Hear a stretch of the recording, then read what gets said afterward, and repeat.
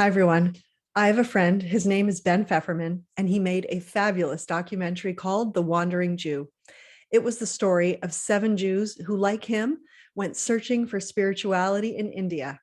This is a real thing, and Jews have been doing this for years. The question is, why? And what does it have to do with our topic this week? I had so much fun writing this class. Welcome back to Torah in 10 Parshas Shelach. I'm Jody Burkell, and this week, like every week, we make Jewish wisdom come to life for our life. If you're new here, welcome. And if you're watching on YouTube, don't forget to hit the subscribe button so you don't miss a thing. And I really do love to read your comments. So let me know what you think about today's topic. I'm going to put some big questions out there today. Number 1, what is Judaism? Number 2, what is spirituality from a Jewish perspective? And what does God want from us? I told you this was big. This week, we focus on the sin of the spies. In case you don't know, in a nutshell, here's what happened. Before the Jewish people enter the land of Israel, Moses, with God's permission, sends 12 men, princes of their tribes, to check out the land of Israel. They came back with a terribly negative, discouraging report. They said, "We can't win. The people are stronger than us. Their cities are well fortified. They are giants, and we are grasshoppers." They convinced the people that despite God's promises, they wouldn't be able to overtake the people of the land of Israel. And as a result, that generation of Israelites died out in the desert, and the people would wander for 40 years before they would finally be able to enter the land of Israel. When I first read this, I had to do a double take. I thought to myself, really? These are the people who saw with their own eyes God bring Egypt, the most powerful nation in the ancient world, to its knees. They had watched as the Egyptian army, with its high-tech horse-drawn chariots, drown in the Reed Sea, while the Israelites passed through on dry land, and they had experienced God at Mount Sinai. This wasn't something that happened decades before. This happened not much more than a year before. What could they have possibly been afraid of?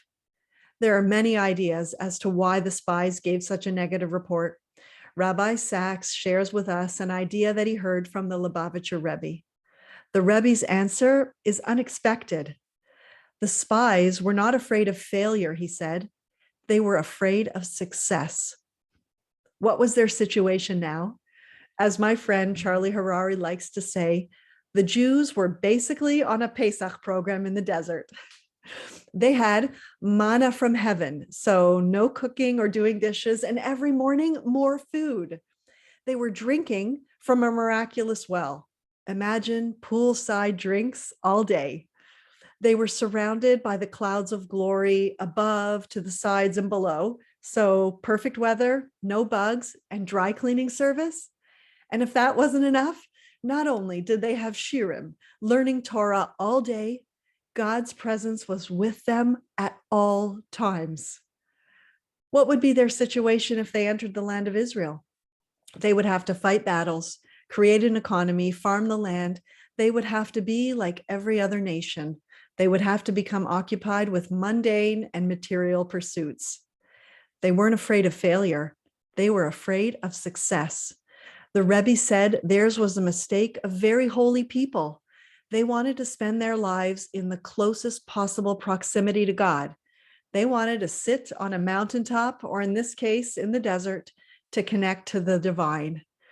This approach to spirituality of separating ourselves from the world in order to get in touch with one's spiritual self is the basis of the Eastern religions.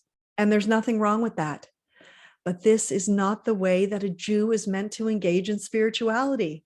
This is not Judaism. Many Jews have gone down this road, filling the ashrams and Buddhist monasteries of the world. That was the mistake of the spies. It's not difficult to find God in the wilderness. 10 of the spies, according to the Rebbe, wanted to live this way forever. But that's not what God wants from us. God created the world for us to engage in it. He wants us to get married, have children if we can, get a job, have friends and coworkers. And while we're at it, God wants us to heal the sick, feed those who are hungry, stand up to injustice, fight ignorance with education. He wants us to show the world what it is to love thy neighbor and those who are different than us. This is Judaism. Jewish spirituality is a way of life. The goal is to sanctify and elevate our physical world. So practically, how do we do this? Well, we can make blessings on our food. We can thank God after we use the washroom. We can be honest in business. We can speak kindly to one another and recognize that we are each created in the image of God and treat others knowing that they are too. All these in Judaism are ways we bring heaven down to earth. Spirituality is not out there. It's right here in our daily lives. God wants us to be the light at home, at work, and at play. Rabbi Sack teaches us it's challenging to leave the desert and go out into the world with all its trials and temptations.